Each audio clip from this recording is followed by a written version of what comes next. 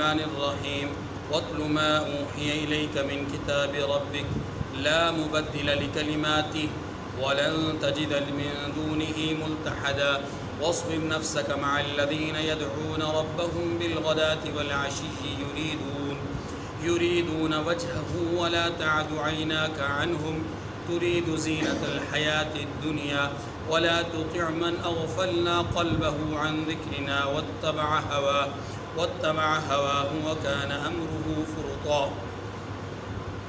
وقل الحق من ربكم فمن شاء فليؤمن ومن شاء فليكفر إنا أعتدنا للظالمين نارا أحاط بهم سرادقها وإن يستغيثوا يغاثوا بماء كالمهل يشوي الوجوه بئس الشراب وساءت مرتفقا إن الذين آمنوا وعملوا الصالحات إنا لا نضيع أجر من أحسن عملا أولئك لهم جنات عدن تجري من تحتهم الأنهار يحلون فيها من أساور من ذهب ويلبسون ثيابا خضرا من سندس واستبرق متكئين فيها على الأرائك نعم الثواب وحسنت مرتفقا صدق اللہ العظیم۔ سورہ کہف کی آیت نمبر 27 سے آیت نمبر 31 تک 5 آیات کریمہ کی آپ کے سامنے تلاوت ہوئی۔ ان 5 آیات کریمہ میں اللہ تبارک و تعالی نے پہلی بات یہ ارشاد فرمائی کہ فتنوں سے بچاؤ کا طریقہ کیا ہے۔ دوسری بات صحابہ کرام رضوان اللہ علیہم اجمعین کے ساتھ رسول اللہ صلی اللہ علیہ وسلم کی شفقت اور مہربانی کا ذکر ہے۔ تیسری بات اللہ کی طرف سے بندے کو اچھائی اور برائی، ایمان اور کفر اختیار کرنے کے اختیار دیے جانے کا ذکر ہے۔ اور چوتھی اور آخری بات اسی اختیار کے نتیجے میں قیامت کے دن اچھوں کا اور بروں کا الگ الگ انجام یہاں پر ذکر ہوا ہے۔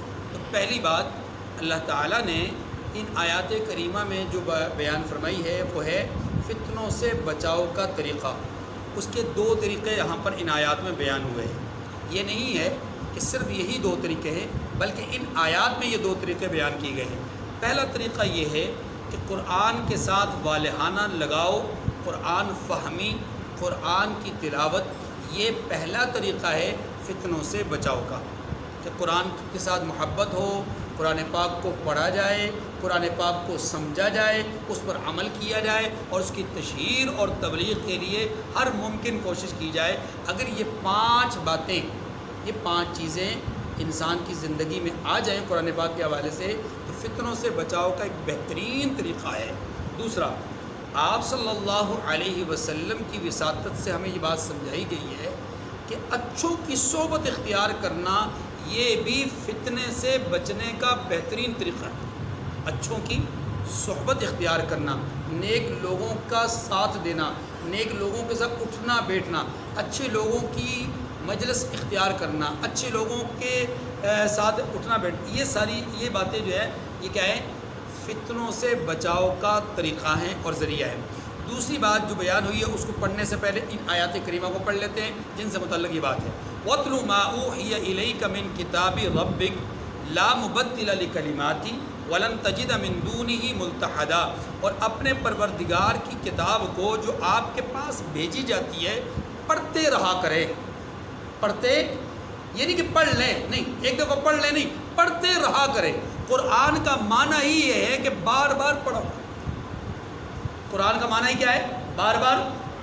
تو قرآن وہ کتاب ہے جو دنیا میں سب سے زیادہ پڑھی گئی ہے، پڑھی جا رہی ہے اور پڑھی جاتی رہے گی۔ جس دن اس کتاب کی تلاوت بند، اس دن کائنات کا نظام بند، کیونکہ یہ معجزہ ہے محمد رسول اللہ صلی اللہ علیہ وسلم کا، آپ کی ختم نبوت کا معجزہ ہے۔ جس دن یہ معجزہ اٹھ گیا حدیث میں آتا ہے، صحیح حدیث میں آتا ہے کہ قیامت کے دن اللہ ذوالجلال قرآن کے نقوش کو اٹھا لیں گے. پہلے حدیث میں آتا ہے پہلے قرآن پڑھنے والوں کو، قرآن سمجھنے والوں کو یعنی علماء کو اٹھائیں گے، پھر قرآن کے نقوش اٹھا لیں گے. اور جب قرآن کے نقوش اٹھ گئے، معجزہ نبوت اوپر چلا گیا، اس کے بعد پھر کائنات کا نظام باقی نہیں رہے گا، پھر قیامت ہے. تو پہلی بات کیا فرمائی گئی؟ قرآن کی تلاوت کرتے رہا کیجیے. لا مبدل لکلماتہ، اس کی باتوں کو کوئی بدلنے والا. اس سے اشارہ اس بات کی طرف ہے کہ جو اللہ کے فیصلے ہیں وہ بدلتے نہیں ہیں، لیکن اگر آپ قرآن کی تلاوت کرتے رہیں گے تو اللہ تبارک و تعالیٰ کے وہ فیصلے جو معلق ہوتے ہیں وہ بدل جاتے ہیں. صحیح حدیث سے ثابت ہے. سنیے، اللہ کے رسول صلی اللہ علیہ وسلم فرماتے ہیں کہ اللہ تبارک و تعالیٰ ایک بستی پر عذاب بھیجنے کا فیصلہ فرما دیتے ہیں. فرشتے جو عذاب نازل کرنے کے ذمہ دار ہوتے ہیں، جنہوں نے عذاب میں مبتلا کرنا ہوتا ہے اس بستی کو، وہ اس بستی کو عذاب میں مبتلا کرنے کے لیے زمین کی طرف آ رہے ہوتے ہیں، اور بستی کے جو ہی قریب پہنچتے ہیں تو اس بستی والوں میں سے کوئی اللہ کا قرآن پڑھتا ہوا ان کو نظر آتا ہے. فرشتوں کو اللہ کے قرآن کی آواز سنائی دیتی. حدیث میں آتا ہے کہ جیسے ہی فرشتے اللہ کے کلام کی آواز سنتے ہیں، فریاد کرتے ہیں وہیں سے کہ پروردگار یہاں تو تیرا کلام پڑھا جا رہا ہے، آپ کا فیصلہ ہے کہ ہم عذاب بھیجیں، عذاب نازل کریں، یہاں اے اللہ آپ کا کلام پڑھا جا رہا ہے. اللہ تبارک و تعالیٰ فرماتے ہیں میرے فرشتوں واپس آ جاؤ، جہاں میرا قرآن پڑھا جائے وہاں پہ عذاب بھیجنے کا میرا فیصلہ نہیں. تو لا مبدل لکلماتہ کے اندر وہ فیصلے ہیں جو اٹل ہیں، جو معلق نہیں ہیں، مشروط نہیں ہیں، وہ فیصلے ہیں. اور جو مشروط فیصلے ہیں وہ تلاوت کلام سے، صدقے سے اور دیگر بہت ساری چیزوں سے کیا ہو جاتے ہیں؟ ٹل جاتے ہیں. وَلَن تَجِدَ مِن دُونِهِ مُلْتَحَدًا، اور اس کے سوا تم کہیں پناہ کی جگہ بھی نہیں پاؤ گے. یعنی اللہ کے سوا کوئی کارساز ہے ہی نہیں، اللہ کے سوا کہیں پناہ مل ہی نہیں سکتی، نہ مومن کو نہ کافر کو، کسی کو بھی نہیں.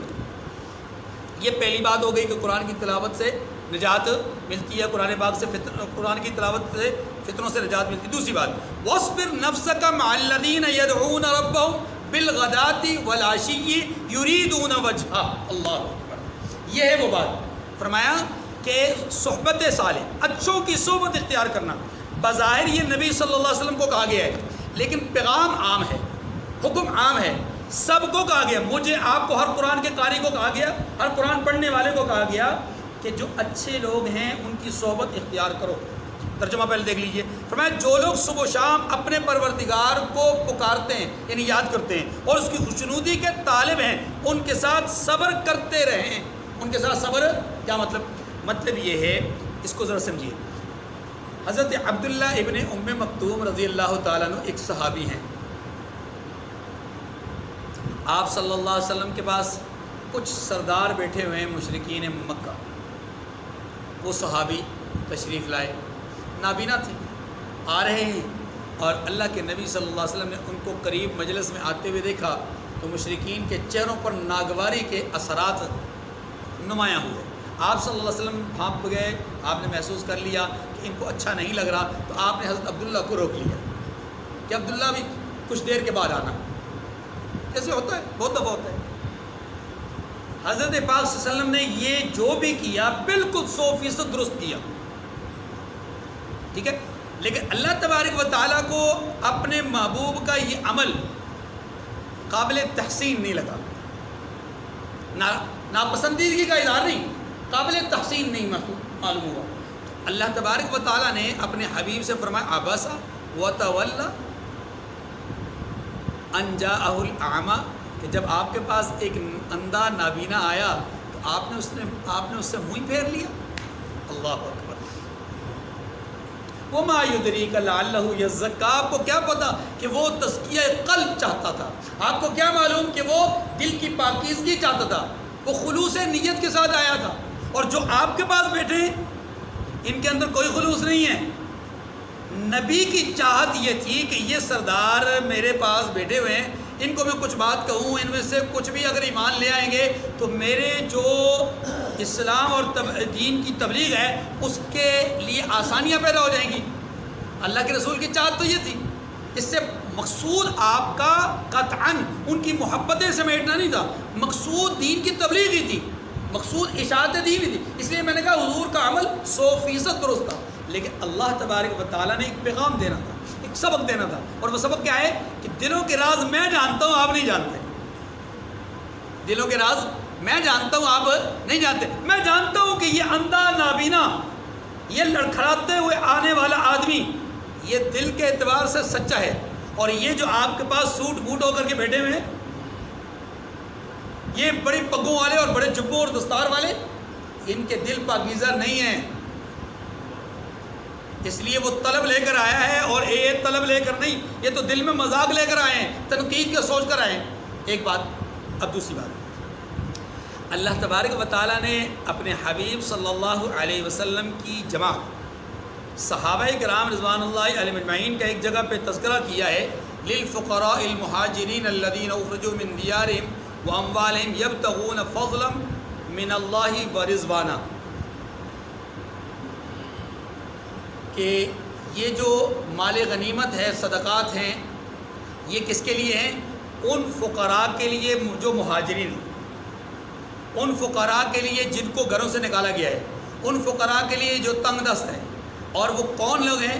وہ لوگ ہیں کہ الذین یبتغون فضلا من اللہ ورضوانا، کہ جو اللہ کی رضا کے طلبگار ہیں، جو فضل خداوندی کو چاہتے ہیں اور جو اللہ کی رضا کے طلبگار ہیں۔ یہ دوسری جگہ۔ تیسری جگہ، غزوہ احد کے موقع پر اللہ کے نبی صلی اللہ علیہ وسلم نے ایک جماعت کو پہاڑ کی چوٹی پر 50 تیر اندازوں کو بٹھایا، واقعہ آپ کے سامنے ہے، پہلے تشریح گزر چکی ہے چوتھے پارے میں صرف اشارہ دے رہا ہوں۔ 50 لوگوں میں سے 39 لوگ اجتہادی طور پر جنگ ختم ہونے کے بعد نیچے اتر آئے، 11 لوگ اوپر ہی رہے، اوپر والے شہید ہو گئے، 39 نیچے آئے، تو دشمن کی طرف سے اسی پہاڑی کے راستے سے مسلمانوں پر دوبارہ حملہ ہوا اچانک، اور یوں مسلمان سنبھل نہ سکے، اور ایک خاطر خواہ اچھا خاصا جانی اور مالی نقصان ہوا، 70 صحابہ اکرام شہید ہو گئے، بالکل جنگ کا نقشہ ہی بدل گیا۔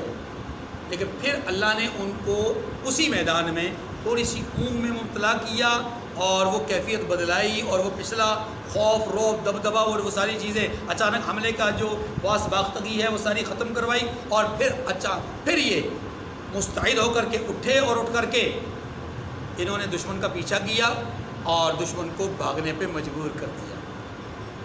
اب بات یعنی میں جس بات کی طرف جانا چاہتا ہوں، 39 لوگ نیچے آ گئے، اجتہادی خطا تھی، ظاہر ناراضگی بنتی تھی، ہاں جی ناراضگی صحابہ کی طرف سے بھی، حضور کی طرف سے بھی ناراضگی بنتی تھی، لیکن اللہ تبارک و تعالیٰ نے وہاں پر کیا فرمایا؟ محبوب، ساری واقعوں کو بیان کر کے بار بار واقع فرمایا، محبوب اللہ نے معاف کر دیا، اللہ نے ان کو معاف، کیونکہ یہ دل کے پاک تھے، دل کے سچے تھے۔ میں جس نقطے کی طرف لے جانا چاہتا ہوں اس کو سمجھے، دل کے سچے تھے، معاف کر دیا ہے، آپ بھی معاف کر دیجیے، فاعف عنہ، آپ معاف کر دیجیے، صرف معاف نہ کرنا بلکہ فاعف عنہم واستغفر لہم، ان کے لیے اللہ سے مغفرت طلب کریں، معاف بھی کیجیے، اللہ سے بخشش بھی مانگیے، اور تیسری بات کیا فرمائی؟ وشاورہم فی الامر، آئندہ کے معاملات میں، آئندہ کے جتنے بھی معاملات ہیں ان میں ان سے مشاورت ضرور کیجیے گا، معاف بھی کرنا ہے، ان کے لیے مغفرت بھی مانگنی ہے اور مشاورت بھی، تاکہ کسی طرح کسی انداز میں بھی ان کے ذہن و گمان اور وہم میں یہ بات نہ آئے کہ حضور ہم سے ناراض ہیں، کیونکہ آپ نے دلی طور پہ ناراضگی کو ختم کرنا ہے۔ جب اللہ نے معاف کر دیا تو آپ بھی معاف کر دیں، بات سمجھ لیں۔ یہ تیسرا موقع ہے۔ چوتھے موقع پر اللہ تبارک و تعالیٰ نے یہاں پر کیا ارشاد فرمایا کہ محبوب یہ جو لوگ ہیں نا، ان کے ساتھ اٹھتے بیٹھتے رہا گئی، ان کے ساتھ صبر کرتے رہیے۔ یہ کون لوگ ہیں؟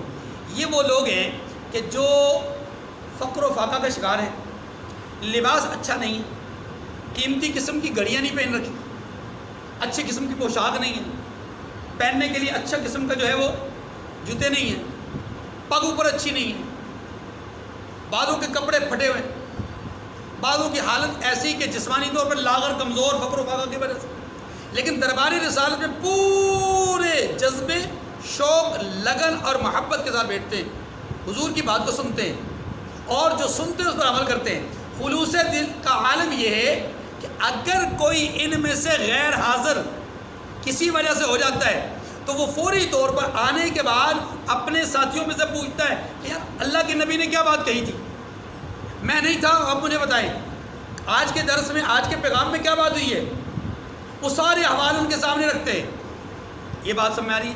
اب اللہ کے نبی صلی اللہ علیہ وسلم کے سامنے یہ کیفیت بھی آ گئی کہ آپ کے یہ جو ساتھی ہیں جن کا مزاج یہ ہے، جن کی حالت یہ ہے بظاہر کہ فقر و فاقہ ہے، تنگدستی ہے، مال و معیشت کے اعتبار سے بہت کمزور ہیں، سرمایہ نہیں ہے، ایک یہ ہے، اور ایک ان کے مقابلے میں رؤسائے مکہ ہے۔ یہ دو طبقے سمجھ آ گئے۔ اب شان نزول سمجھیے۔ شان نزول یہ ہے، شان نزول یہ ہے، رسول اللہ صلی اللہ علیہ وسلم کے پاس حضرت بلال، حضرت عمار اور حضرت صہیب اس طرح کے جو حضرات ہیں جو مالی اعتبار سے کمزور حالت کے مالک تھے، وہ مجلس میں بیٹھے ہوتے تو مشرکین اگر آتے اور ان کو دیکھتے تو مجلس میں نہیں آتے تھے، چلے جاتے تھے۔ کئی دفعہ انہوں نے آ کر باقاعدہ باضابطہ طور پہ کہا کہ اے محمد ہم آپ کے پاس کیسے آ کر بیٹھ سکتے ہیں کہ جب کہ آپ کے پاس ہمارا ہی غلام بلال بیٹھا ہوا ہے، ہم کیسے بیٹھ سکتے ہیں، آپ کے پاس ہمارا ہی غلام سلمان بیٹھا ہوا ہے، ہم کیسے بیٹھ سکتے ہیں کہ غریب و غربا میں سے عمار اور یہ اس طرح کے جو صحابہ ہیں وہ بیٹھے ہوئے ہیں، ابو ذر بیٹھے ہوئے ہیں، ہم آپ کے ساتھ نہیں بیٹھ سکتے۔ ہاں ہمیں آپ اگر چاہتے ہیں کہ ہم آپ کے پاس بیٹھیں، کچھ سنیں، کچھ آپ کی بات کو جو ہے اپنے کانوں میں ڈالیں، اپنے دل و دماغ، تو پھر آپ ان غربا کو اٹھا لیں۔ یہ پس منظر اس آیت کریمہ کا۔ قرآن کیا کہتا ہے؟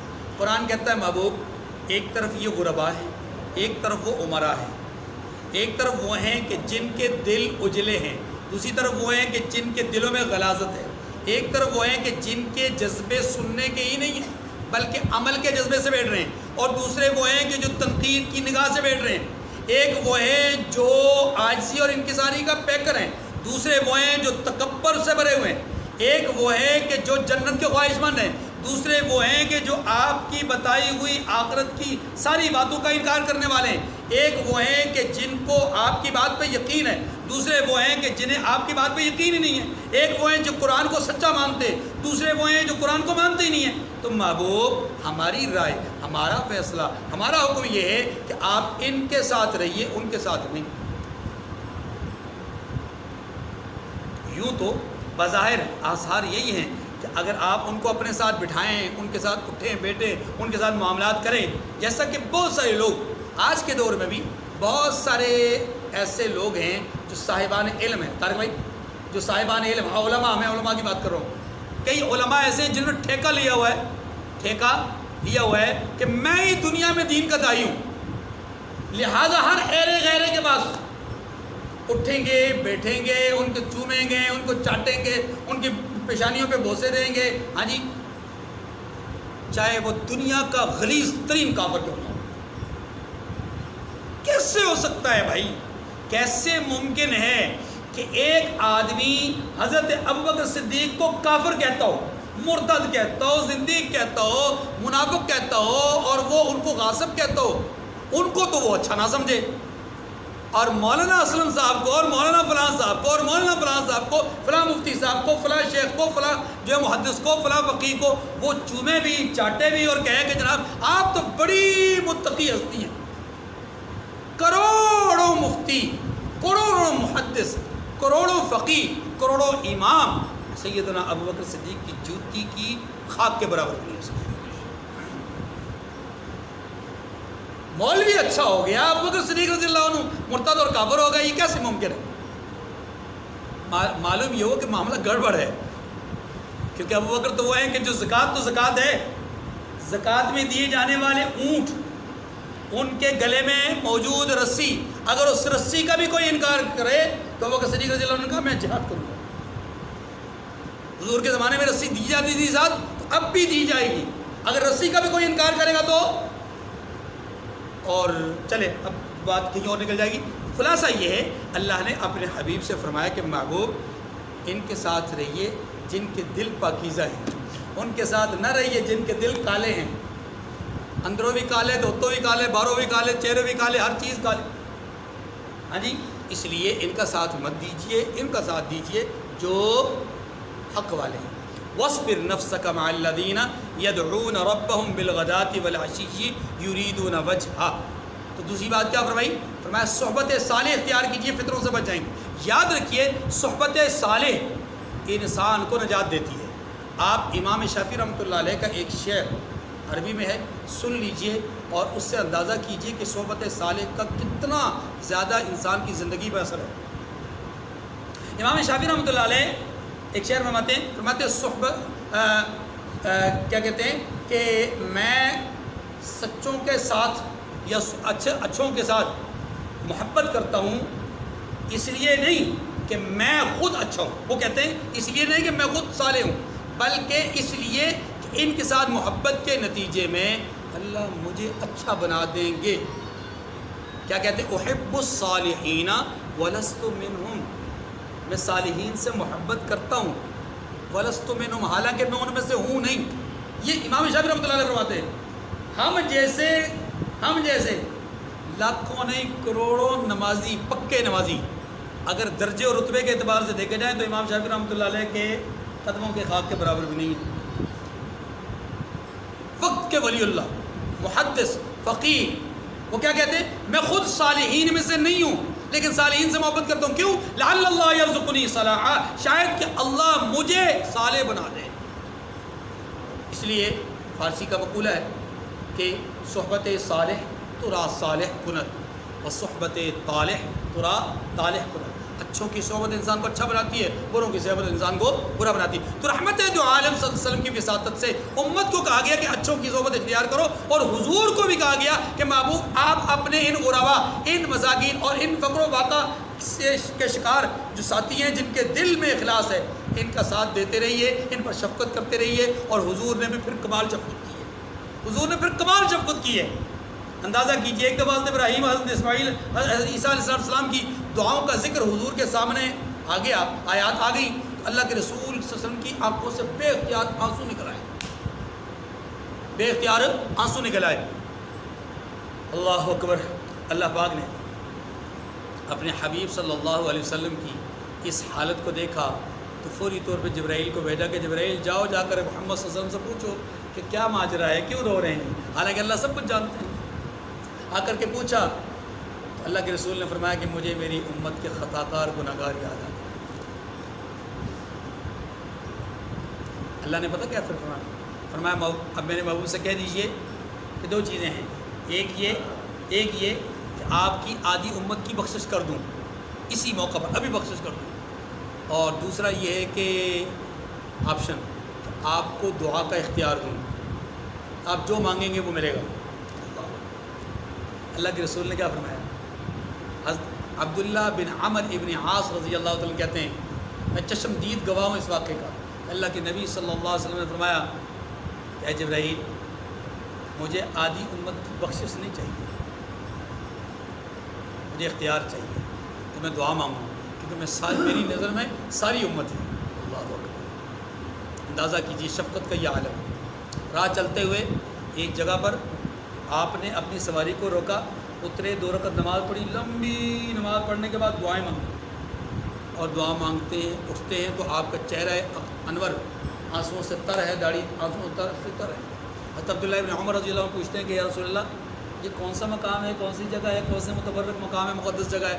فرمایا کہ کوئی متبرک، کوئی مقام ایسا نہیں ہے کہ جہاں پر خصوصی طور پہ یہاں رکا جائے، اور بس اتنا ہے کہ یہاں پہنچتے پہنچتے مجھے اپنی امت کے گناہ گار یاد آ گئے تو میں نے فوری طور پہ کہا کہ اللہ کے سامنے 2 رکعت نماز پڑھوں، سجدہ کروں اور اللہ سے مانگوں کہ میرے امت کے گناہ گاروں کو معاف کرو.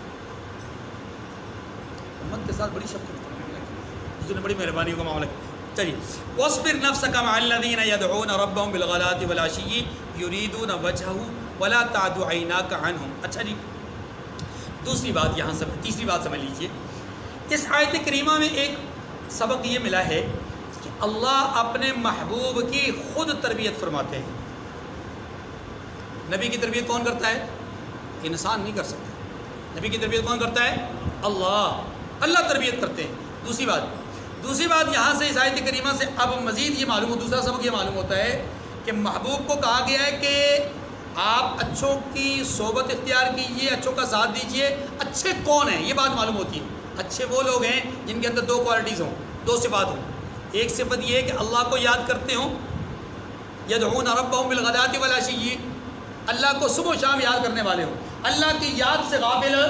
اور دوسری کوالٹی یریدون وجہا، اللہ اکبر، اللہ کی رضا کے طلبگار ہوں، اللہ کی. اور یہی بات قرآن پاک نے کئی مقام پر کہی ہے. صحابہ کرام کے مقام اور مرتبے کو بیان کرتے ہوئے کیا کہا؟ یبتغون فضلا من اللہ، یبتغون فضلا من ربہم ورضوانا. یعنی قرآن پاک نے بار بار بیان کیا. اور پھر اس ابتغاء رضا کو بیان کرنے کے بعد اللہ نے اپنا فیصلہ بھی قرآن میں بیان کر دیا. رضی اللہ عنہم ورضوا عنہ. یہ چاہتے ہیں نا اللہ راضی ہو جائے تو میں راضی ہو گیا، میں راضی. میں اور آپ تو ٹکرے مارتے ہیں نا، یا اللہ راضی ہو جائے، یا اللہ راضی ہو جائے. پتہ نہیں وہ راضی ہوتا ہے نہیں ہوتا. اللہ ہم سے راضی ہو جائے لیکن پتہ نہیں، اس کے فیصلے ہیں وہ ابھی نہیں. اس نے فیصلہ کرنا ہے قیامت کے دن. اعمال نامہ دائیں ہاتھ میں دیتا ہے، بائیں ہاتھ میں. ہم آس پہ دنیا سے جائیں گے، لیکن صحابہ کرام کو تو اللہ نے دنیا میں اعزاز دے دیا. رضی اللہ عنہم ورضوا عنہ. ولا تعد عیناک عنہم، محبوب آپ ان کی طرف سے نگاہیں نہ دوڑائیں. کیا معنی یہ کہ آپ ان کی طرف بے توجہ ہی نہ فرمائیں، بلکہ آپ کی پوری توجہ ان کی طرف ہونی چاہیے. ترید زینت الحیات الدنیا، یہ جو جملہ ہے اس جملے کو سمجھیے. اگر آپ ایسا کریں گے، اور کیجیے گا، میں بڑا اس کا بڑا محتاط ترجمہ کرنے لگا ہوں. اگر آپ ایسا کریں گے، اگر آپ ایسا کریں گے کہ ان سے توجہ ہٹا کر ان کی طرف توجہ کر دیں گے، ان کا ساتھ دینے کے بجائے ان کی طرف آپ کا خیال زیادہ جائے گا، ان کو اپنے بات بٹھانے کے بجائے ان کو بٹھانے کو ترجیح دیں گے، تو ترید زینت الحیات الدنیا، محبوب پھر اس کا مطلب یہ ہوگا کہ آپ دنیا کے طلبگار ہیں. اور یہ بات آپ سے ممکن ہی نہیں ہے، یہ بات آپ سے ممکن ہی نہیں ہے کہ آپ دنیا کے طلبگار ہوں. کیونکہ آپ کے پاس تو جب ہم نے نبوت آپ کو دی اور اعلان نبوت کرنے کا کہا تو ساتھ ہی جبرائیل امین کو بھیج کر کے پوچھا تھا کہ محمد آپ صلی اللہ علیہ وسلم آپ کو نبوت فقر و فاقے کے ساتھ چاہیے یا غنا اور سرمایہ کے ساتھ؟ آپ نے تو خود اختیار کیا کہ مجھے فقر و فاقہ کے ساتھ چاہیے. تو یہ ہو ہی نہیں سکتا کہ آپ دنیا کے طلبگار ہوں. دنیا کے طلبگار ہوتے تو جبرائیل امین آئے تھے اور آ کر کے پوچھا تھا کہ یا رسول اللہ اس پہاڑ کو سونے کا بنا دیا جائے آپ کے لیے، تو آپ نے تو انکار کر دیا. آپ تو دنیا کے طلبگار نہیں ہیں. دنیا کے طلبگار ہوتے تو آپ اپنے دشمنوں کے لیے بدعائیں کرتے. آپ دنیا کے طلبگار نہیں ہیں. اگر طلبگار ہوتے تو مشرکین نے پوچھا کہ اگر آپ واقعی نبی ہیں تو اپنے لیے نہریں کھدوا دیں، اللہ سے کہہ کر کے آپ کے لیے پہاڑ جو ہے وہ سونے بن جائیں. اللہ سے کہیں اور آپ کے لیے باغات جو ہے وہ یہاں پر پھل پھول دینے لگے اور آپ کے لیے جو ہے وہ اس طرح کے معاملات ہو جائے، یہ زمین جو ہے وہ بنجر زمین سرسبز و شاداب ہو جائے. اگر آپ طلبگار ہوتے تو آپ اللہ سے یہ چیزیں مانگتے، لیکن آپ نے مانگا نہیں. اس کا مطلب ہے آپ طلبگار دنیا کے نہیں ہیں. ترید زینت الحیات الدنیا کا مطلب اور مفہوم یہی ہے کہ محبوب اگر آپ ایسا کریں گے تو دنیا کے طلبگار معلوم ہوں گے، لیکن چونکہ آپ ایسا کرتے نہیں تو طلبگار نہیں. سوال یہ کہ پھر اللہ نے ذکر کیوں کیا جب اللہ کے رسول طلبگار ہی نہیں؟ تو جواب سمجھیے گا ذرا یہ نقطہ. اللہ نے اپنے حبیب کی وساطت سے آنے والے ملاؤں مولویوں کو، علاموں کو، محدثین کو، دنیا کے لوگوں کو سمجھایا ہے کہ لوگوں یاد رکھنا اپنے علم کو، اپنے دین کو، اپنی شریعت کو، اپنے کاز، اپنے مشن کو اگر تم دنیا کی خاطر بیچ ڈالو گے تو دنیا کی نگاہ میں تم محدث کہلاؤ گے، لیکن اللہ کی نگاہ میں ذلیل و رسوا ہو جاؤ گے. بات سمجھ رہے ہیں؟ ترید زینت الحیات ولا تطع من اغفلنا قلبه عن ذکرنا، اور جن کے دلوں میں ہم نے غفلت محسوس کی. ولا تطع من اغفلنا قلبه عن ذکرنا، اور جس شخص کے دل کو ہم نے اپنی یاد سے غافل کر دیا ہے. ایک ترجمہ اس کا یہ، اور دوسرا ترجمہ یہ کہ جن کے دلوں کو ہم نے اپنی یاد سے غافل پایا ہے. دونوں میں فرق ہے. ایک یہ ہے کہ ہم نے غافل کر دیا، دوسرا یہ ہے کہ ہم نے غافل پایا. غفلت ان کی تھی، ہم نے اس کو محسوس کیا. دوسرا یہ ہے کہ ہم نے غفلت میں ان کو ڈال دیا. اگر دوسرا ترجمہ کیا جائے تو پھر اس کا پس منظر یہ ہوگا کہ اللہ نے ان کی روش، ان کے طریقے کو، ان کے معاملات کو دیکھ کر کے ہی فیصلہ کیا کہ اب ان کے دل غفلت میں ہیں لہذا غافل کر دیا. لیکن پہلا ترجمہ اگر سامنے آئے گا کون سا؟ کہ ہم نے ان کے دلوں کو یاد الہی سے غافل پایا، تو پھر اس پہ پوری کی پوری نسبت، پورا کا پورا انتصاب غفلت کا کس کی طرف ہوگا؟ انسانوں کی طرف، نسبت انسانوں کی طرف ہوگی۔ لہذا جو انسان اللہ کی یاد سے غافل ہیں، جنہیں اللہ نے غافل پایا، اللہ فرماتے ہیں کہ آپ ان کی پیروی مت کیجیے، ولا تطع، آپ ان کا پیچھا نہ کیجیے، یعنی ان کے نقش قدم پہ مت چلیے یا ان کا کہا مت مانیے، ان کی باتوں کی طرف توجہ نہ کیجیے۔ واتبع ہوا، اللہ اکبر اللہ اکبر، وہ تو اپنی خواہشات کی پیروی کر رہے ہیں، اور جو اپنی خواہشات کی پیروی کر رہا ہو اس کی پیروی کرنے کا حکم نہیں ہے، بلکہ پیروی کریں گے اس کی جو اللہ کی بات کی پیروی کر رہا ہو۔ اس سے یہ بھی معلوم ہوا کہ ہم جو فقہائے کرام کی پیروی کرتے ہیں، فقہا کی تقلید کرتے ہیں، فقہا کی بات مانتے ہیں، تو یاد رکھیے یہ اس لیے نہیں مانتے کہ ابو حنیفہ ہیں تو اس لیے مان رہے ہیں، شافعی ہیں تو اس لیے مان رہے ہیں، امام مالک ہیں تو اس لیے مان رہے ہیں، یہ احمد ابن حنبل ہے تو اس لیے ہم ان کی شخصیت کو نہیں، ہم اس لیے مان رہے ہیں کہ احمد ابن حنبل نے، امام شافعی نے، امام مالک نے، امام حنیفہ نے اپنی زندگیاں کھپا دی ہیں قرآن اور حدیث کو سمجھنے میں، اور سمجھ کر ہمارے سامنے مسائل اخذ کیے، مستنبط کیے، تو ہم نے کہا کہ چونکہ وہ قرآن کے پیروکار ہیں، وہ حدیث کے پیروکار ہیں، وہ دین کے پیروکار ہیں، تو ہم بھی ان کے پیروکار ہیں، اور یہی بات تو قرآن پاک کہتا ہے، یا ایھا الذین آمنوا اطیعوا اللہ واطیعوا الرسول واولی الامر منکم، جو تم میں سے صاحب امر ہیں ان کی پیروی کرو۔ وہ صاحب امر چاہے حکمران ہو، نیک حکمران اچھے ہو اور اچھی بات کو حکم کریں، ان کی بھی پیروی کرو، اور اگر حکمران نہیں، اگر علم میں صاحب امر ہیں تو ان کی بھی پیروی کرو، ٹھیک ہے۔ واتبع ہوا، معلوم یہ ہوا کہ جو آدمی اپنی یا باپ اگر غلط کام کی طرف حکم کریں گے ان کی بات نہیں مانی جائے گی، کوئی حکمران کرے گا، کوئی عالم کرے گا، کوئی پیر و مرشد کرے گا، یعنی کوئی شخص بھی اگر غلط کام کی طرف حکم کرے گا تو اس کی بات کو نہیں مانا جائے گا۔ لا طاعۃ لمخلوق فی معصیۃ الخالق، اس کے اندر وکان امرہ فرطا، اور فرمایا اس کا کام حد سے بڑھ گیا ہے، اور اس کا کہا نہیں ماننا، جس کے اندر یہ کوالٹیز آ جائیں، وہ پیروی اپنے نفس کی کر رہا ہو، حد سے تجاوز کر رہا ہو، تو آپ نے اس کی پیروی نہیں کرنی۔ وَقُلِ الْحَقُّ مِن رَبِّكُمْ، اور کہہ دیجئے کہ لوگوں یہ قرآن تمہارے پروردگار کی طرف سے بالحق ہے، فَمَنْ شَاءَ فَلْيُؤْمِنْ وَمَنْ شَاءَ فَلْيَكْفُرْ إِنَّا أَعْتَدْنَا لِلظَّالِمِينَ نَارًا أَحَاطَ بِهِمْ سُرَادِقُهَا۔ یہ وہ بات ہے جس کو میں نے عرض کیا تھا، اللہ تعالیٰ نے انسان کو اعمال میں اختیار دیا ہے، چاہے تو وہ ایمان لائے چاہے وہ کفر اختیار کرے، جیسا کہ سورۃ دہر کے شروع میں کیا ہے، هل أتى على الإنسان حين من الدهر لم يكن شيئا مذكورا، کیا انسان پر ایسا زمانہ نہیں آیا کہ اس کی کوئی حیثیت ہی نہیں، بلکہ وہ لم یکن شیئا مذکورا، وہ قابل ذکر چیز ہی نہ تھا، کہ ایسا دور نہیں آیا، ہاں ہر انسان کے ساتھ گندے پانی، خون اور لوتھڑا اور یہ ساری کیفیت، کیا وہ قابل ذکر باتیں ہیں؟ لیکن انا ہدیناہ السبیل اما شاکرا و اما کفورا، پھر ایک وقت ایسا آیا کہ جب اسے پیدا کر دیا، چلنے پھرنے کے قابل ہو گیا، سن شعور کو پہنچ گیا، بلوغت کو پہنچ گیا، اب ہم نے انا ہدیناہ السبیل راستہ دکھا دیا ہے، اما شاکرا و اما کفورا، چاہے تو وہ شکر گزار بنے چاہے تو وہ اشکر۔ یہی بات یہاں پر بھی کہی گئی کہ وَقُلِ الْحَقُّ مِن رَبِّكُمْ، یہ قرآن تمہارے پروردگار کی طرف سے حق اور سچ کا پیغام لے کر آیا ہے، سچی باتیں لے کر آیا ہے، لہٰذا جس کا دل چاہے، جو چاہے ایمان لائے اور جو چاہے کافر رہے۔ اِنَّا أَعْتَدْنَا لِلظَّالِمِينَ نَارًا أَحَاطَ بِهِمْ سُرَادِقُهَا۔ اس سے اگلی بات اور آخری بات اس ان آیات کریمہ میں وہ کیا ہے کہ اچھے اور بروں کا انجام یہاں بیان کیا جا رہا ہے کہ ہم نے ظالموں کے لیے دوزخ کی آگ تیار کر رکھی ہے، أَحَاطَ بِهِمْ سُرَادِقُهَا، جس کی کناتیں اس کو گھیر رہی ہوں گی۔ دیکھیے آپ ایک خیمہ جو ہوتا ہے اس کو جب آپ کھڑا کرتے ہیں تو کیا کرتے ہیں، اس کے چاروں طرف سے بانس، ڈنڈے یا کوئی بھی چیز لگاتے ہیں، اس کے درمیان میں بھی ایک بڑا اونچا سا بانس لگاتے ہیں تاکہ اس کے درمیان میں سے کوپا اوپر اٹھے ہو۔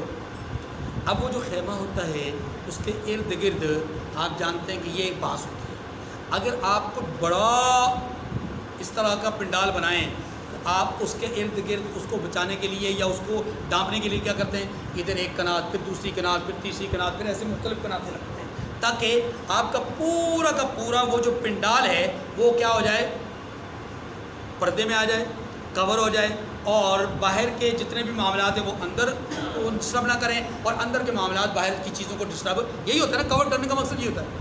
اب یاد رکھیے قرآن کیا کہتا ہے؟ قرآن یہ کہتا ہے کہ ہم نے ظالموں کے لیے دوزخ کی آگ تیار کر رکھی ہے اور اس آگ میں ان کو ڈالا جائے گا. اس کے ارد گرد سے ساری چاروں طرف سے کناتوں نے ان کو گھیر رکھا ہوگا. معنی یہ کہ اس کی فصیلیں جس طرح پہلے قلعوں کی فصیلیں ہوتی تھی، جس طرح گھروں کی دیواریں ہوتی ہیں، یا جس طرح کسی گھر کی باؤنڈری ہوتی ہے، یا اسی طریقے سے کسی محل کی ڈیرے کی جو باؤنڈری ہوتی ہے. فرمایا یہ چیزیں کیوں ہوتی ہیں؟ تاکہ اندر کی چیز باہر نہ جا سکے، باہر کی چیز اندر. فرمایا ان جہنمیوں کے لیے ہم نے دوزخ کو تیار کر رکھا ہے اور وہ دوزخ بڑی ہی مضبوط ہے، بھاگ نہیں سکتے یہاں سے. مقصد یہ وَيَسْتَغِيثُوا يُغَاثُوا بِمَاءٍ كَالْمُهْلِ يَشْوِي الْوُجُوهَ بِئْسَ الشَّرَابُ. اور اگر فریاد کریں گے تو ایسے کھولتے ہوئے پانی سے ان کی داد رسی کی جائے گی جو پگھلے ہوئے تانبے کی طرح گرم ہوگا اور اللہ اکبر یشوی الوجوہ ان کے منہ کو بھون ڈالے گا.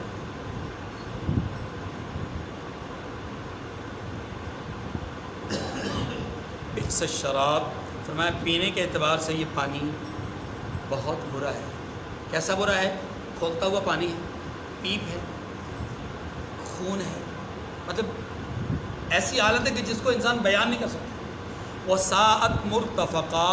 اور یہ جو ان کی آرام گاہ ہے نا، یہ بہت ہی بری ہے، بہت ہی بری، بہت برا ٹھکانا ہے. مقصد یہ کہ ٹھکانا بہت برا ہے، غذا بھی بری ہے، ٹھکانا بھی برا ہے. ہم جو قبر کے اوپر لکھواتے ہیں نا آخری آرام گاہ، بالکل غلط فکر ہے، غلط جملہ ہے، اس سے اجتناب کیجیے. یہ تو آخرت کی منازل میں سے پہلی منزل ہے بھائی، اور ہم نے اس کو آخری آرام گاہ، یہ آخری آرام گاہ کافر سمجھتے ہیں، مومن نہیں. ہم نے غیر شعوری طور پر لا شعور میں جو ہے وہ کافروں کی پیروی کر دی، تو کافر سمجھتے ہیں کہ بس یہاں سے انسان مر گیا وہ آخری جگہ ہے، بس ختم خلاص.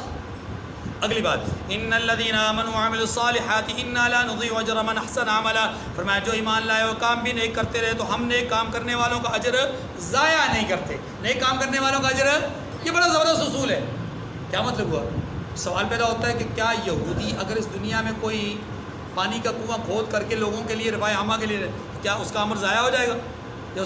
اس آیت کے مطابق تو اس کا عمل ضائع نہیں ہونا چاہیے. جواب یہ ہے کہ ضائع ہوگا، اس لیے کہ ہم نیکوکاروں کا عمل ضائع نہیں کرتے. نیکوکار کون ہے؟ محسن کون ہوتا ہے؟ محسن وہ ہوتا ہے جو اللہ کی بات کو مانے رسول کے طریقے پر. اللہ کی بات کو مانے، کیا مانا ہوا؟ مانا یہ ہوا کہ حکم رب کا مانے، طریقہ مصطفیٰ کریم کا مانے، وہ محسن ہے. اور محسن کی نیکی کو اللہ ضائع، اس میں کافر آتا ہی نہیں، اس میں کافر آتا ہی نہیں. اگلی بات اولئک لهم جنات عدن تجری من تحتهم الانہار یحلون فیها من اساور من ذهب ویلبسون ثیابا خضرا من سندس واستبرق. فرمایا کہ ایسے لوگوں کے لیے ہمیشہ رہنے کے باغ ہیں جن میں ان کے محلوں کے نیچے، یعنی جو ان کے محل ہوں گے ان کے نیچے نہریں بہہ رہی ہیں، ان کو وہاں سونے کے کنگن پہنائے جائیں گے. جنتیوں کو سونا کے، دیکھیے غور کیجیے، اس دنیا میں مرد کے لیے سونا حرام ہے. اور یہ جو درس کے اندر سوتے ہیں ان کا کیا ہوگا؟ مرد کے لیے سونا حرام ہے، جو درس کے اندر سوتے ہیں ان کا کیا بنے؟ سونا حرام ہے، ریشم حرام ہے، اوریجنل اصل ریشم حرام ہے. تو اب قیامت کے دن اللہ ریشم کا لباس پہنائیں گے، سونے کے کنگن پہنائیں گے. کس کو؟ مردوں کو. سوال پیدا ہوتا ہے کہ اگر دنیا میں کوئی آدمی سونے کی انگوٹھی پہن لیتا ہے وہ تو چلیں مان لیا، لیکن سونے کے کنگن پہنے تو یہ بات بڑی عجیب سی لگتی ہے، یہ بات لگتی بڑی عجیب سے. تو جنت تو ایک نعمت والی جگہ ہے، تو وہاں پر ایسا کام کہ جو ہے ہی عجیب، تو اس کا تذکرہ یہاں پر بطور نعمت کیا ہو رہا ہے؟ کہ کوئی بات سمجھ میں نہیں ہے.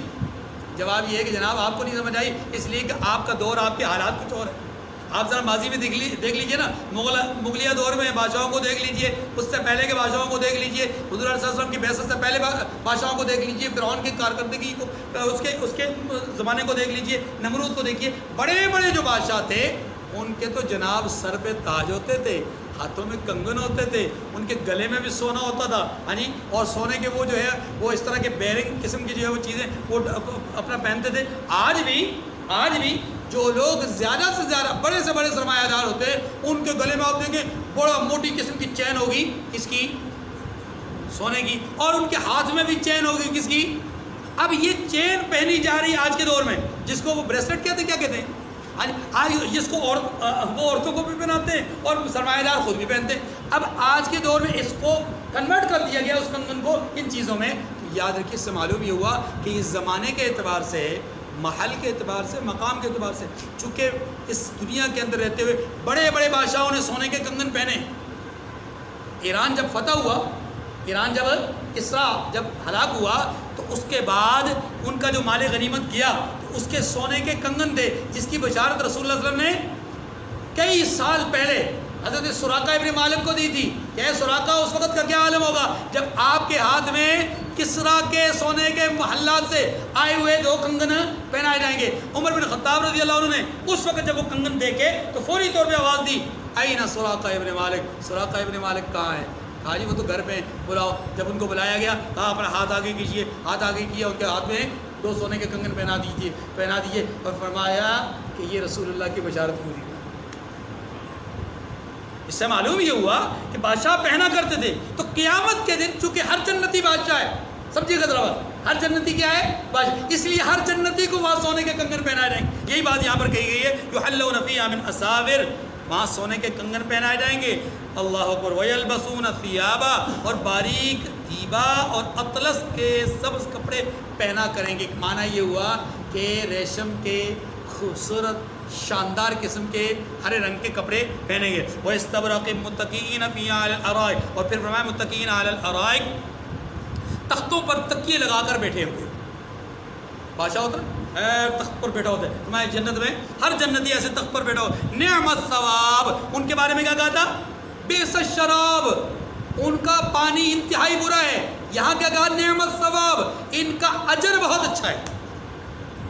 کیونکہ یہاں ایک نعمت تو ہے نہیں، یہاں ایک نعمت تو ہے ہی نہیں، یہاں تو نعمتیں ہی نعمتیں. اس لیے فرمایا یہاں ان کا بدلہ، ان کا اجر بہت خوب ہے.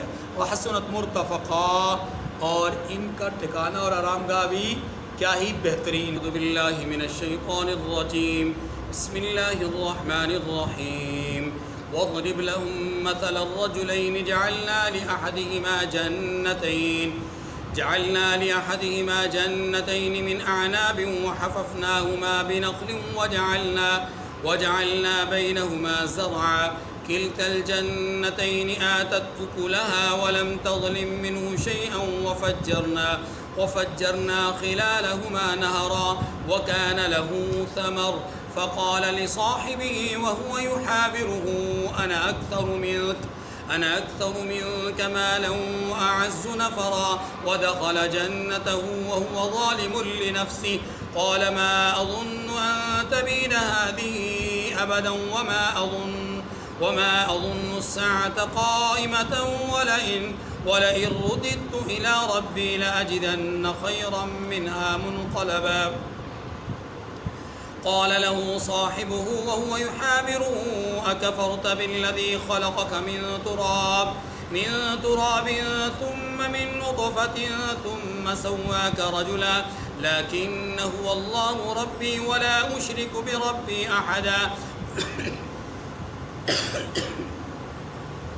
ولولا إذ دخلت جنتك قلت ما شاء الله لا قوة إلا بالله إن ترني أنا أقل منك مالا وولدا فعسى ربي أن يؤتيني خيرا من جنتك ويرسل عليها حسبانا من السماء فتصبح صعيدا زلقا أو يصبح ماؤها غورا فلن تستطيع له طلبا وأحيط بثمره فأصبح يقلب كفيه على ما أنفق فيها وهي خاوية على عروشها ويقول يا ليتني لم أشرك بربي أحدا ولم تكن له فئة ينصرونه من دون الله وما كان منتصرا هنالك الولاية لله الحق هو خير ثوابا وخير عقبا. صدق اللہ العظیم. سورۃ الکہف کی 13 آیات، آیت نمبر 32 سے آیت نمبر 44 تک آپ کے سامنے تلاوت ہوئی. ان آیات کریمہ سے پہلے آیت نمبر 13 سے آیت نمبر 26 تک اللہ تبارک آیت نمبر 13 سے لے کر آیت نمبر 31 تک اللہ تبارک و تعالیٰ نے اصحاب کہف کے واقعے کے نتیجے میں کچھ اصول، قانون اور ضابطے ہمیں سمجھائے، اور وہ یہ تھے کہ اللہ رب العزت نے اس کائنات کو صرف اسباب کے تحت نہیں رکھا، بلکہ اس کائنات میں بہت سارے ایسے معاملات ہیں جو ثمر آور ہوئے ہیں اللہ کی محض قدرت سے، ان کے اندر اسباب کو کوئی عمل دخل نہیں ہے۔ اسی کے نتیجے میں اللہ تعالیٰ نے اصحاب کہف کا واقعہ بھی بیان فرمایا۔ اسی کے نتیجے میں اللہ تبارک و تعالیٰ نے یہ بات بھی سمجھائی کہ انسان کو اپنے معاملات اللہ کی مشیت پر چھوڑنے چاہیے، اسباب پر اعتماد اور توکل اور بھروسہ نہیں کرنا چاہیے۔ اسی بات کو مد نظر رکھ کر، اسی اصول کو مد نظر رکھ کر کے اب ان آیات کو سمجھنے کی کوشش کیجیے۔ ان آیات میں اللہ پاک نے یہی بات سمجھائی ہے کہ جو لوگ مادی فکر، مادی نظریات کے حامل ہوتے ہیں ان کی نگاہ صرف دنیا تک محدود ہوتی ہے، اور جو لوگ ایمانی نظر اور فکر کے حامل لوگ ہوتے ہیں ان کی نگاہ محض دنیا پر نہیں ہوتی، ہاں دنیا بھی دیکھتے ہیں لیکن دنیا کے ساتھ ساتھ آخرت پر بھی ان کی گہری نگاہ ہوتی ہے۔ یہی وجہ ہے کہ ایسے لوگ دنیا میں بھی کامیاب ہوتے ہیں، آخرت میں بھی کامیاب ہوتے ہیں۔ بظاہر شاید مادی اسباب رکھنے والے لوگ وہ ترقی یافتہ نظر آئیں، یہ ہو سکتا ہے، لیکن حقیقت میں کامیاب وہی ہوتے ہیں جن کا ربط اور تعلق اللہ سے جڑ جاتا ہے، جو اسباب پر بھی نظر رکھتے ہیں اور مسبب الاسباب پر بھی ان کی گہری نظر ہوتی ہے، اور اعتماد اور توکل اور بھروسہ اسی پر ہوتا ہے۔ یہی وجہ ہے کہ اللہ تبارک و تعالیٰ نے بندوں کو، مومنین کو دعا کیا سکھلائی؟ ربنا آتنا فی الدنیا حسنہ وفی الآخرۃ حسنہ، اے اللہ ہماری دنیا کو بھی اچھا بنا، ہماری آخرت کو بھی اچھا بنا۔ یہ دعا سکھائی گئی اس نتیجے میں، اس تناظر میں کہ مومن کی نگاہ دنیا آخرت دونوں پر ہوتی ہے۔ جب یہ بات آپ اصولی درجے میں سمجھ گئے ہیں تو اب اس رکوع میں یہ سمجھیے اللہ تعالیٰ نے ایک شاندار قسم کا، بہت سبق آموز، بہت عبرت انگیز یا نصیحت آموز جو ہے وہ واقعہ بیان فرمایا ہے۔ واقعہ بیان کرنے سے پہلے ہی عرض کر دوں، توجہ کیجیے گا، یہ کس زمانے کا واقعہ ہے قرآن نے بیان نہیں کیا، کس دور کا واقعہ ہے قرآن پاک نے اس کی وضاحت نہیں کی۔ قرآن پاک ہمیشہ واقعات کو مقصودی پہلو کے مطابق بیان کرتا ہے۔ البتہ مفسرین نے یہاں کچھ باتیں لکھی ہیں۔ نمبر ایک، بعض مفسرین کی رائے یہ ہے کہ یہ تمثیلی واقعہ ہے، حقیقت پر مبنی واقعہ نہیں، یہ بعض کی رائے ہے۔ کچھ ان سے زیادہ لوگوں کی رائے یہ ہے، ان بعض سے زیادہ لوگوں کی رائے یہ ہے کہ یہ واقعہ اس کا اشارہ ہے مکہ مکرمہ میں رہنے والے دو فریقوں کی طرف۔ ایک فریق مومن تھے، دوسرے فریق کافر تھے، یعنی ایک بھائی کافر ایک بھائی مومن، اور انہی کا یہ واقعہ بیان کیا گیا ہے۔ تیسری اور جمہور کی رائے یہ ہے کہ نہیں، یہ گزشتہ زمانوں میں پچھلی قوموں میں سے کسی قوم کے اندر موجود دو دوستوں کا واقعہ ہے یا دو بھائیوں کا واقعہ ہے پچھلی قوموں کا، دو دوستوں کا واقعہ ہے یا دو سگے بھائیوں کا واقعہ ہے۔ اب میں اس کی تفصیل میں عرض کرتا ہوں۔ پچھلی قوموں میں دو سگے بھائیوں کا واقعہ یوں بیان کیا گیا ہے کہ دو سگے بھائی تھے،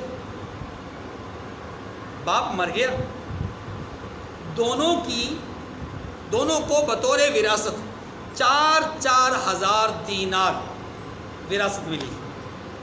ایک بھائی نے، جس کے دل میں خوف خدا تھا، آخرت کی طرف توجہ تھی، اس نے اپنا سارا مال رائے خدا میں خرچ کر دیا، مختلف جگہوں پر، کوئی عبادت گاہ میں خرچ کر دیا، کوئی رفاع عامہ کے لیے خرچ کر دیا، غربا کے لیے، تو یوں اس نے سارا کا سارا، یعنی 4,000 دینار جو اس زمانے کا کروڑوں روپے بنتا ہے، وہ اس نے سارا کا سارا رائے خدا میں خرچ کر دیا۔ دوسرا بھائی، اس نے 4,000 دینار میں سے 2,000 دینار کی جگہ خریدی، باغات، سرسبز و شاداب زمین خریدی، زرخیز زمین خریدی، 2000 کا اس نے مال مویشی بھی خریدا اور ساتھ اپنے لیے ایک حسین و جمیل عالی شان گھر بھی بنایا. میں نے عرض کیا کہ ہیوی اماؤنٹ تھی, بڑی اماؤنٹ تھی. اب جب کبھی موقع ملتا تو وہ مالدار بھائی اپنے غریب بھائی کو, اب یہ غریب ہو گیا نا, اس مالدار بھائی نے وتیرہ بنا رکھا تھا کہ جب کبھی ملتا اپنے غریب بھائی کو کہیں نہ کہیں جملے کستا تانا تو نہیں کر, دیکھا تو غریب رہ گیا نا, تیرے پاس کھانے کو کچھ نہیں ہے, تیرے بچے لباس اچھا نہیں ہے, بود باش اچھی نہیں ہے, میں تو اپنے بچوں کو سیر و تفریح کے لیے بھی لے جاتا ہوں اور تو یہاں پر کھانا نہیں کھلا سکتا. جملے کسا کرتا تھا, میرے باغات تیرا کچھ نہیں, میرے مال مویشی تیرا کچھ نہیں, میرا حسین و جمیل عالی شان گھر تیرا کچھ نہیں. تو وہ جو اللہ والا تھا نا, وہ اکثر کہا کرتا تھا کہ بھائی ان چیزوں پہ غرور مت کر, تکبر نہ کر, اطراء مت. مالک کی مرضی ہے, آج تو دے دیا ہے, کل وہ مجھے بھی تو دے سکتا ہے, اور صرف مجھے دے ہی نہیں سکتا بلکہ تجھ سے چھین بھی سکتا ہے. جو دینا جانتا ہے وہ چھیننا بھی جانتا ہے. اس لیے غرور نہ کر, اور غرور کرنے کے بجائے اپنے رب کی طرف سے ملنے والی نعمتوں پر ماشاء اللہ لا قوت الا باللہ کہا کر, اپنی نعمت یعنی رب کی نعمتوں کو دیکھ کر, مال مویشی کو دیکھے تب بھی یہ کہا کر, ہاں جی باغات میں جائے تب بھی یہ کہا کر, اللہ کی نعمتوں پر شکر ادا کیا کر, نہ شکری نہ کیا کر. کہیں ایسا نہ ہو کہ کوئی آفت آئے, کوئی مصیبت آئے, تیرے پاس جو کچھ ہے وہ کچھ نہ رہے, اور اللہ کو مجھ پر ترس آ جائے, رحم آ جائے اور مجھے بہت کچھ دے دے. یہ اگر دو بھائیوں کا واقعہ ہے. اگر یہ دو سگے بھائیوں کا واقعہ نہیں تو پھر صرف اتنی بات ہے کہ دو دوست, ایک امیر ایک غریب, ابتدا اور پس منظر کو چھوڑ دیجئے, اب باقی باتیں وہی ہے کہ امیر اکثر غریب کو تان و تشریح کرتا رہتا کہ دیکھ اللہ کے بندے کچھ کما لے, کچھ اپنے لیے بنا لے, کچھ یوں کر لے, کچھ یوں کر لے, اور وہ کہا کرتا تھا کہ نہیں, آخرت کے لیے ہم نے سب کچھ سنوارا ہے, میں اپنی رب کی عبادت کرتا ہوں اور یہ سارے معاملات کرتا ہوں, جو ہلکا پھلکا میں نے اپنے روزگار کے طور پہ کرنا ہوتا ہے وہ کر لیتا ہوں, اپنے بچوں کے لیے اپنے لیے کھا پی لیتا ہوں, بس اللہ فیصلہ. کیا جمع کرنا اور کیا زیادہ کمانا, ہم نے کون سا دائمی طور پہ یہاں رہنا ہے, اور باقی باتیں وہی ہیں کہ اپنے مال پہ اطراء نہ, غرور نہ, وہ سارے. اگر یہ واقعہ مکہ مکرمہ کے دو لوگوں کا ہو تو پھر اس کا پس منظر یہ ہے کہ مکہ مکرمہ میں دو فریق تھے, ایک مومنین کا فرقہ اور دوسرا کافروں کا فرقہ. فرقہ سماعت جماعت, ایک کافر جماعت تھی اور ایک مومن جماعت تھی. تو کافر اکثر و بیشتر اہل ایمان کو تان و تشریح کیا کرتے تھے, ہے کچھ نہیں, ہمارا تو طائف میں محلات ہیں, تمہارے پاس تو ہے ہی کچھ نہیں, ہمارے طائف میں جو ہے وہ اتنے باغ ہیں, تمہارے پاس تو ہے ہی کچھ نہیں, اور تم کہتے ہو کہ ہم اللہ کے محبوب ہیں. اگر تم اللہ کے محبوب ہو تو فقر و فاقہ کیوں ہے, تنگدستی کیوں ہے, یوں تان و تشریح کیا کرتے تھے. وہ جواباً کہتے کہ اللہ کے بندو, اللہ کے دیے ہوئے رزق پر اطراء مت, غرور مت کرو, جو رب دینا جانتا ہے وہ چھیننا بھی جانتا ہے. یہ ہے پس منظر اگر ان تمام صورتوں میں نے آپ کے سامنے عرض کر دیا. اب دیکھیے آیات کریمہ کو, آپ کو بات سمجھ آئے. وَاضْرِبْ لَهُمْ مَثَلَ الرَّجُلَيْنِ جَعَلْنَا لِأَحَدِهِمَا جَنَّتَيْنِ مِنْ أَعْنَابٍ وَحَفَفْنَاهُمَا بِنَخْلٍ وَجَعَلْنَا بَيْنَهُمَا زَرْعًا. اور ان سے دو شخصوں کا حال بیان کیجئے. یاد دیکھیے دو شخص بیان کیے گئے ہیں, یہ دو سگے بھائی ہیں, دو دوست ہیں, دو فریق ہیں, دو جماعتیں ہیں, یہ تعین نہیں کیا گیا. اگلی بات, جن میں سے ایک کو ہم نے انگور کے دو باغ عنایت کیے تھے اور ان کے گرد گرد یعنی ان کے ارد گرد کھجوروں کے درخت لگا دیے تھے اور ان کے درمیان کھیتی پیدا کر دی تھی. غور کیجئے, تین وصف بیان کیے ہیں. دو باغ تھے, بنیادی طور پہ وہ باغ تھے انگوروں کے.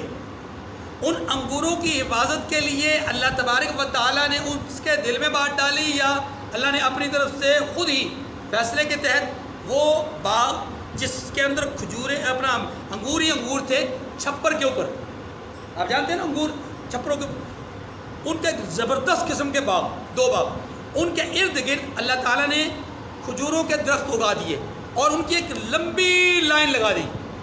اچھا, اس کا فائدہ کیا ہے؟ اس کے دو فائدے, بلکہ تین فائدے.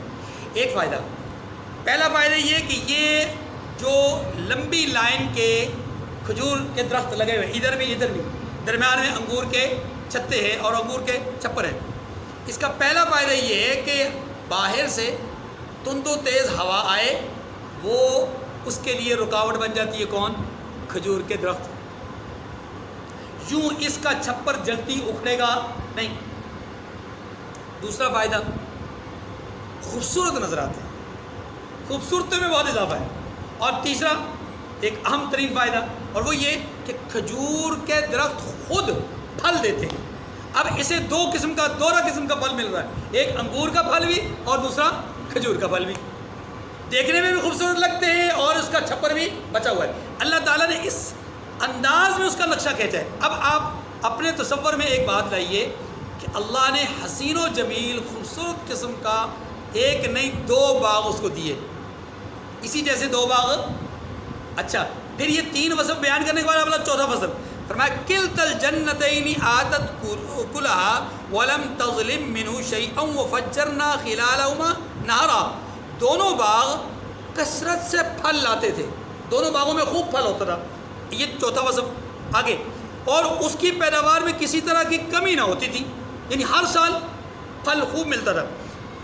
5واں وصف، اور دونوں میں ہم نے ایک نہر بھی جاری کر دی تھی، پانی سینچنے کے لیے، پانی لگانے کے لیے، باغ کو پانی پہنچانے کے لیے اسے کوئی بہت لمبی چوڑی تگ و دو کرنے کی ضرورت نہیں تھی کہ لائٹ ہے نہیں ہے، ہاں جی ٹیوب ویل چلے گا نہیں چلے گا، ٹربائن چلے گی نہیں چلے گی، ہاں جی نہری پانی ملے گا نہیں ملے گا، حکومت پانی چھوڑے گی نہیں، اس کی اپنی نہریں تھیں، باغ کے اندر اپنی نہریں تھیں، جس طرف وہ چاہتا پانی کا رخ موڑ دیتا۔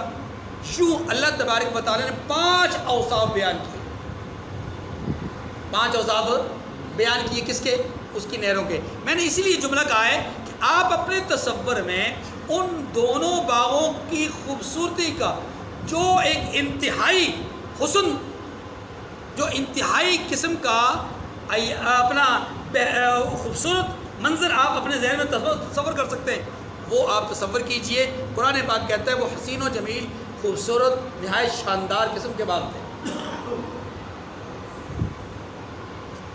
ایک کی صورت یہ تھی۔ اب یہ تو باغوں کی کیفیت تھی نا، اب اس آدمی کی ایک اور حالت بھی اللہ بیان کرتے ہیں، وَكَانَ لَهُ ثَمَرٌ، وَكَانَ لَهُ ثَمَرٌ۔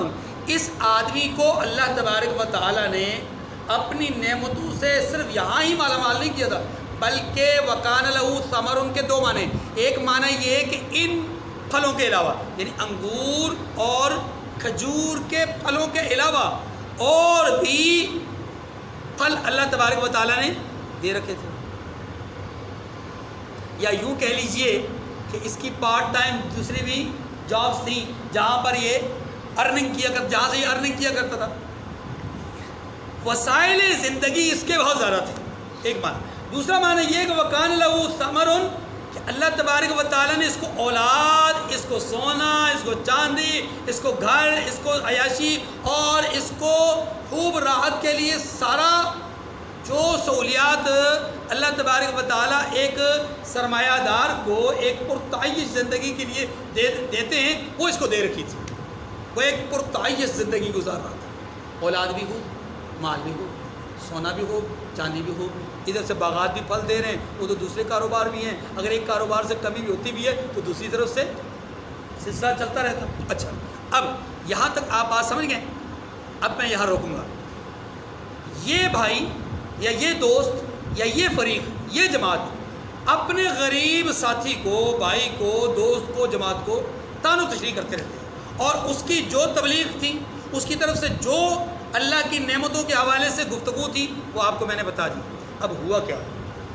ڈرایا، دھمکایا اس کو، خوف دلایا، اللہ کی پکڑ سے ڈرایا اس کو، لیکن وہ سمجھا نہیں، وہ اپنے غرور اور تکبر پہ تھا۔ اور یہی بدقسمتی ہے کہ انسان کے پاس پیسہ آتا ہے نا، تو انسان اس پیسے پر اتنا اتراتا ہے کہ وہ سمجھتا ہے کہ اب یہ میرے ہاتھ سے جانے والا نہیں ہے، جیسا کہ آگے یہ خود بھی کہے گا۔ میرا نہیں خیال کہ قیامت برپا ہوگی، پہلی بات تو یہ، میرا نہیں خیال کہ یہ چیزیں مجھ سے کبھی ختم بھی ہوں گی، یہ اتنی دولت مجھے میرے پاس ہے کہ ادھر سے اگر راستہ بند ہوگا تو ادھر سے راستہ کھل جائے گا، وہ بند ہوگا تو وہ کھل جائے گا، یعنی میرے لیے اتنے وسائل ہیں کہ میرے وسائل ختم ہونے والے۔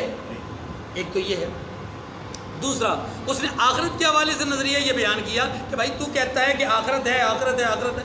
پہلی بات تو یہ کہ آخرت کا تصور نہیں ہے میرے سے، اور اگر ہو بھی، اگر آئے گی بھی آخرت، تو مجھے یہاں پر بھی فراوانی حاصل ہے، مجھے یہاں پر بھی عیاشی حاصل ہے، مجھے یہاں پر بھی اچھا خاصا مال حاصل ہے، تو وہاں پر بھی میں ہی اعلیٰ ہوں گا، میں ہی مال والا ہوں گا، تو وہاں پر بھی غریب رہے گا۔ یہ اس کے نظریات تھے، افکار تھے۔ پہلا اس کی تکبر، یہ اس کے نظریات اور افکار۔ اب نتیجہ کیا ہوا؟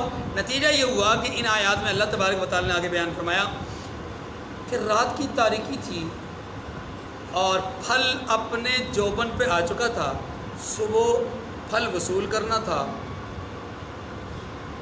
رات کی تاریکی تھی، یہ سویا ہوا تھا، ادھر رب الجلال نے اپنا فیصلہ بھیجا، اور وہ فیصلہ اس عجیب و غریب قہر کے ساتھ اللہ نے نازل فرمایا کہ سارا کا سارا باغ، ایک نہیں دونوں باغ،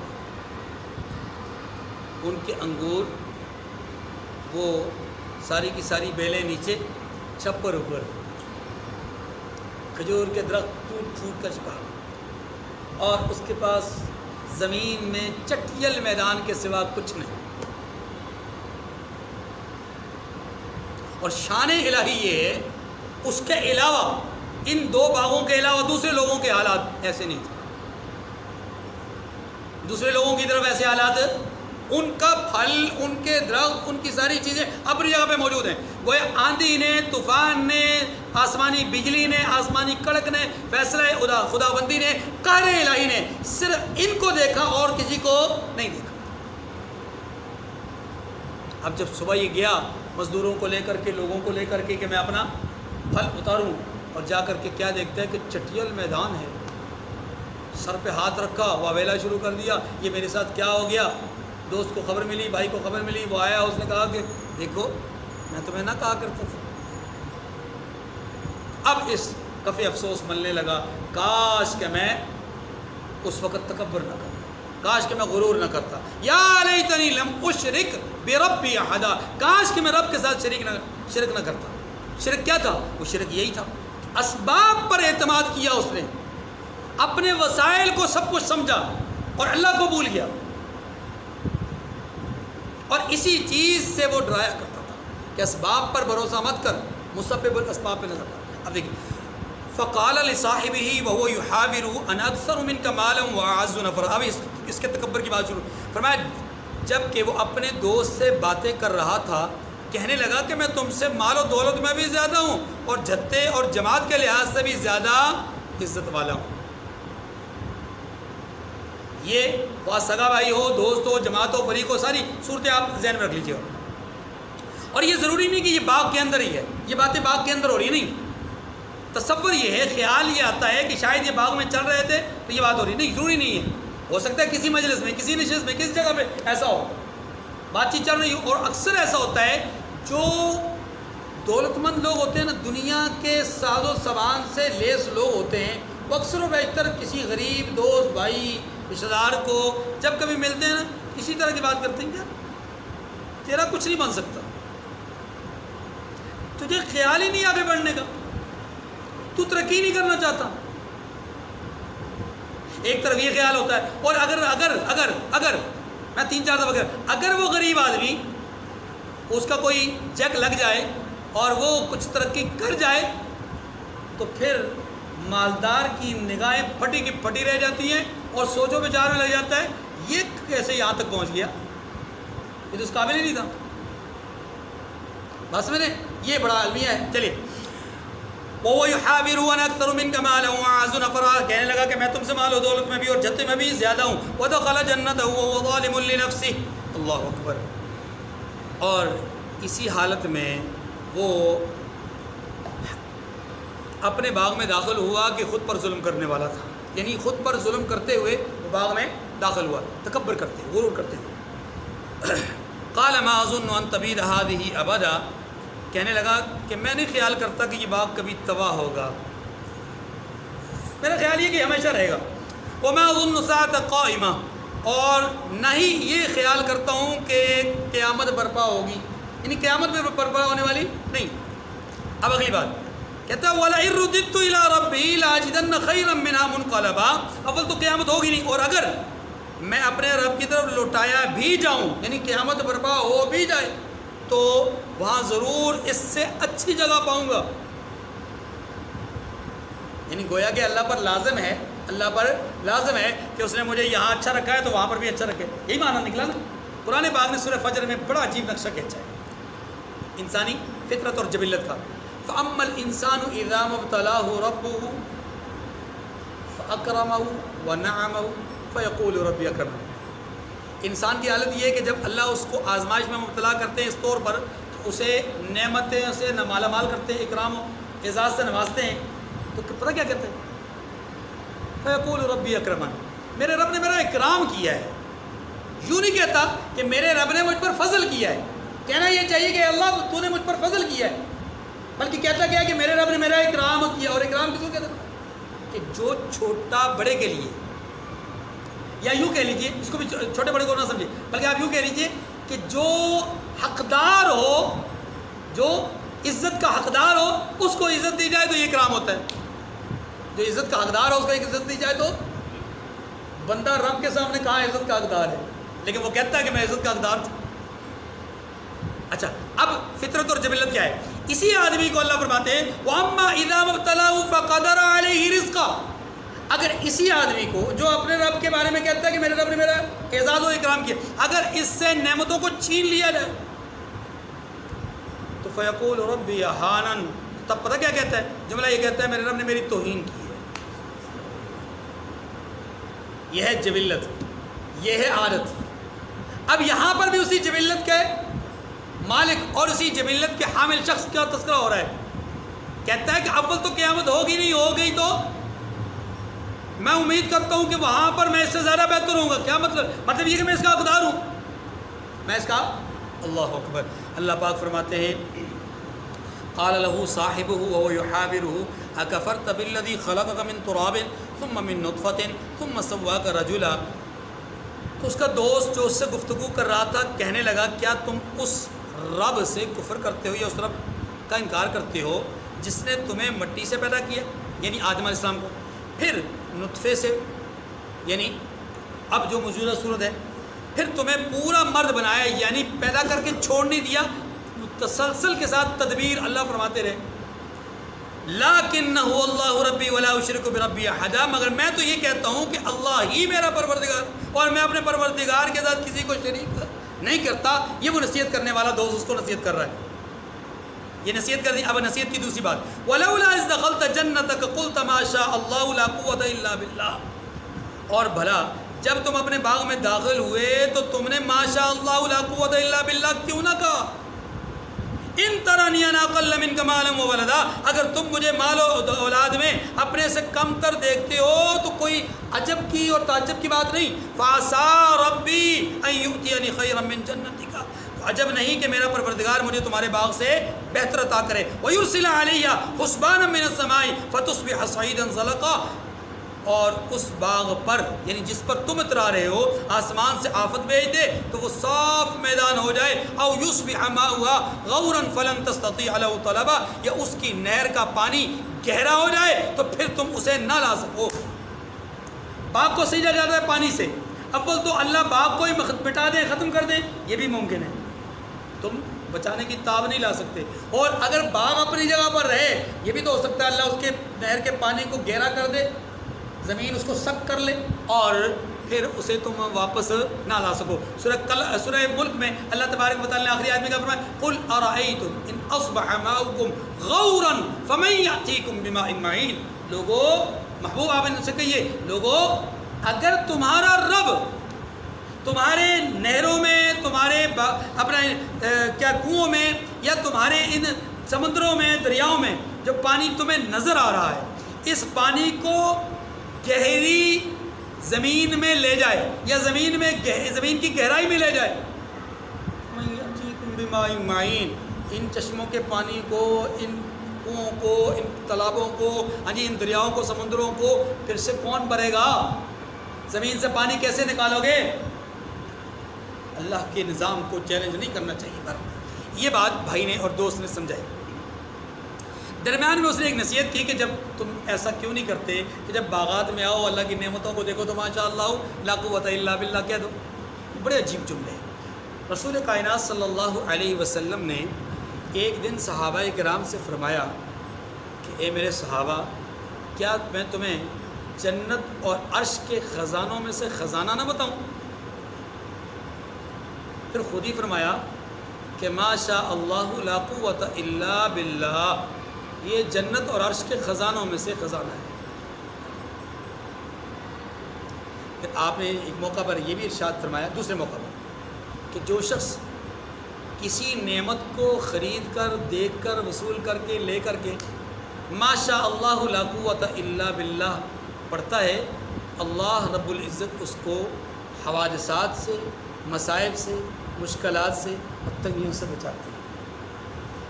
امام مالک رحمۃ اللہ علیہ کے بارے میں آتا ہے کہ امام مالک رحمۃ اللہ علیہ نے اپنے گھر کے دروازے پر ما شاء اللہ لا قوت الا باللہ لکھوایا ہوتا، ہم بھی لکھواتے ہیں،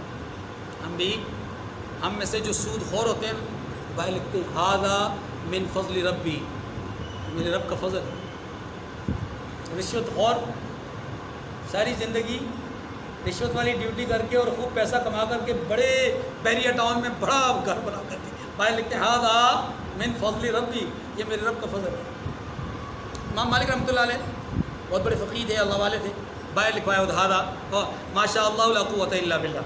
تو کسی نے پوچھا حضرت یہ جو جملہ ہے ما شاء اللہ لا قوت الا باللہ، قرآن میں یہ جملہ تو باغ میں داخل ہونے کے لیے بیان کیا ہے۔ اللہ اکبر۔ امام مالک رحمۃ اللہ نے جواب دیا کہ میری اولاد، میرا گھر، میری بیوی، میرا متاع میرے لیے میرے باغ ہے۔ معلوم یہ ہوا، بتایا یہ جا رہا ہے، مقصود بیان کرنے کا یہ ہے کہ ہمیں اللہ کی ہر نعمت کو دیکھ کر کے ما شاء اللہ لا قوت الا باللہ پڑھنا چاہیے، اور یہ صرف اپنے لیے نہیں ہے، اس نقطے کو سمجھنے کی کوشش کیجیے گا، یہ صرف اپنے لیے نہیں ہے کہ ہم اپنے پاس موجود نعمتوں کو دیکھ کر کے یہ پڑھیں، بلکہ خدا کے لیے تھوڑا سا اپنی زندگی کی ترتیب کو بدلیے، دوسروں کے پاس بھی کوئی نعمت دیکھے نا تو ما شاء اللہ لا قوت الا باللہ پڑھ لیں۔ المیہ یہ ہے، دکھ اس بات کا ہے کہ رشتہ داروں میں، دوست و احباب میں، جاننے والوں میں، ہم اسروں میں، پڑوسیوں میں ایک بہت بڑا المیہ ہے، اور وہ یہ ہے کہ اگر دو پڑوسی، دو بھائی، دو رشتہ دار، دو دوست آپس میں زندگی جی رہے ہیں، ان میں سے ایک تھوڑا سا اچھا کھانے لگ جائے، اچھا پینے لگ جائے، اچھی زندگی گزارنے لگ جائے، اچھی گاڑی اس کے پاس آ جائے، اس کا گھر اچھا بن جائے وغیرہ وغیرہ، تو اس کے بارے میں دوسرا ما شاء اللہ لا قوت الا باللہ کہنا تو بہت دور کی بات ہے، جیسے ہی اس کے پاس نعمت کو دیکھتا ہے تو یوں کہتا ہائے ہائے کہاں سے آئی، کوئی ترقی کر گیا، کوئی یہ آگے بڑھ گیا، اس کے بعد کہاں سے آیا، یہ کیسے آگے نکل گیا، یعنی کہ دل کا حسد اور غبار ان کے جملوں سے ظاہر ہوتا ہے۔ یاد رکھیے یہ حسد انسان کی نیکیوں کو تباہ کرتا ہے، اور ہمیں پتہ ہی نہیں ہوتا ہم کتنا بڑا جرم کر رہے ہیں۔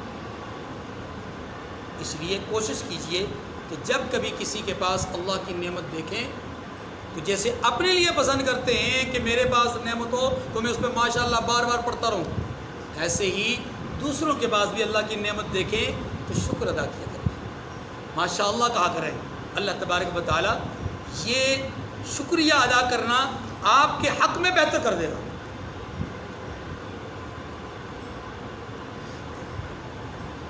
وَأُحِيطَ بِثَمَرِهِ فَأَصْبَحَ يُقَلِّبُ كَفَّيْهِ عَلَى مَا أَنفَقَ فِيهَا وَهِيَ خَاوِيَةٌ عَلَى عُرُوشِهَا وَبِئْرٍ وَيَقُولُ يَا لَيْتَنِي لَمْ أُشْرِكْ بِرَبِّي أَحَدًا۔ فرمایا کہ اور اس کے میووں کو عذاب نے آ گھیرا اور وہ اپنی چھتری